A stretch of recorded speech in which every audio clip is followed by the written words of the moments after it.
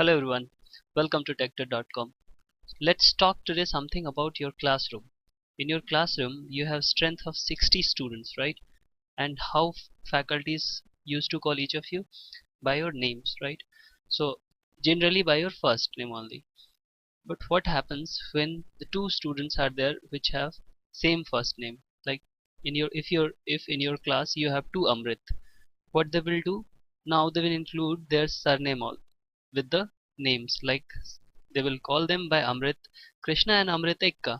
Okay, so by including this surname, what they are doing, they are separating them, or they are identifying each of them uniquely, right? They are uniquely identify them. So in general, what they are doing, what our faculty do is they identify some of our attribute to uniquely identify each of us. Okay, so these attributes which are uniquely identifying us are key attribute for student, each student in class. This key attribute can uniquely identify each of student in the class. Okay, so sometimes it's name, but if name conflict is there, we have to include surname also, right? And even the surname is simple, like you have two Amrit Kumar, then what they do, sometimes they use their places, like if somebody is from place A, somebody is from place B, so Amrit A, Amrit B, something like that. Okay, so similarly, by making the combination of attributes, they uniquely identify each of us, and this collection of attribute is key attribute. Let's have another example. Here we have a table of student in which we are storing name, roll number and CGPA.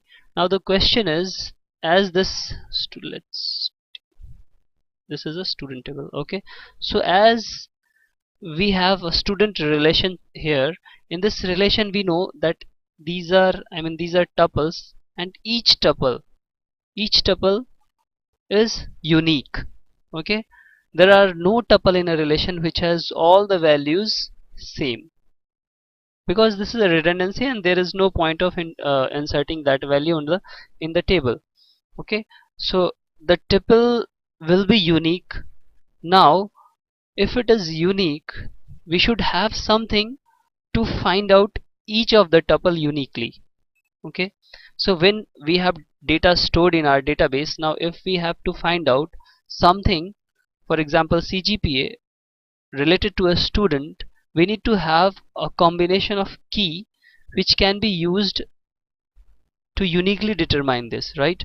So we have to have a combination of attributes which will be able to uniquely identify. For example, if you take this roll number, in this case roll number can uniquely identify each of the other attribute associated with a particular tuple.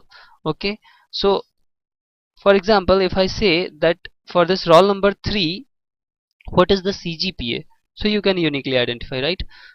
Similarly, if I say what is the CGPA of name A, that's difficult because we have two A. Now we will have to ask which A.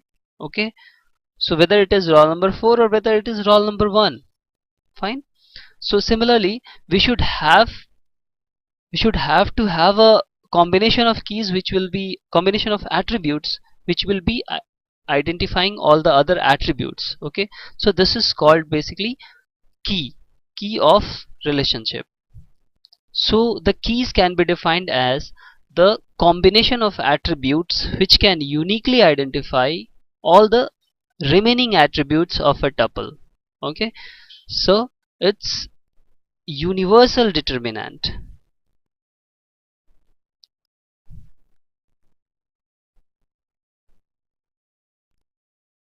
Okay, it's universal determinant. It can uniquely identify all the elements of the table. For example, if you say consider this table which I have here, right? So in this table, if we say roll number, again this is similar to our previous table or exactly the previous table. Okay, so if I say roll number, it cannot uniquely identify all the elements. Okay, and even if we say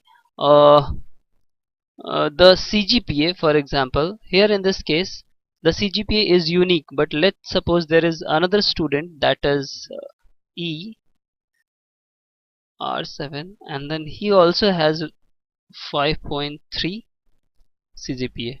Okay, now if I say that what is the name of student having 5.3 CGPA, we have a conflict. Okay, because we have two 5.3 CGPA.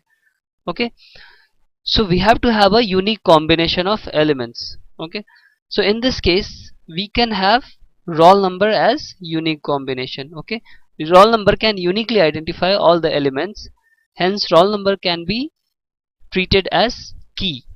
Okay, so one obvious key is combination of all the attributes, that is one key we can say that it is name, roll number and CGPA. Okay, this is one of the obvious key for this particular relationship. Similarly, if I say name and CGPA, but the convention should be that the name and CGPA will be uniquely identifying the other elements.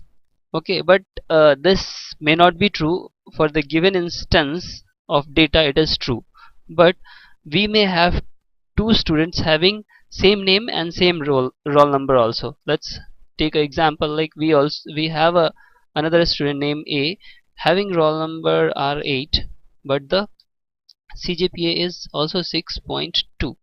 Now you consider this and this tuple. Okay, the name is A and the CGPA is 6.2. Again the name is A, CGPA is 6.2. So this combination of name and CGPA cannot uniquely identify this particular tuple. Okay, so we cannot say that find out the roll number of the student having A, name A and CGPA 6.2.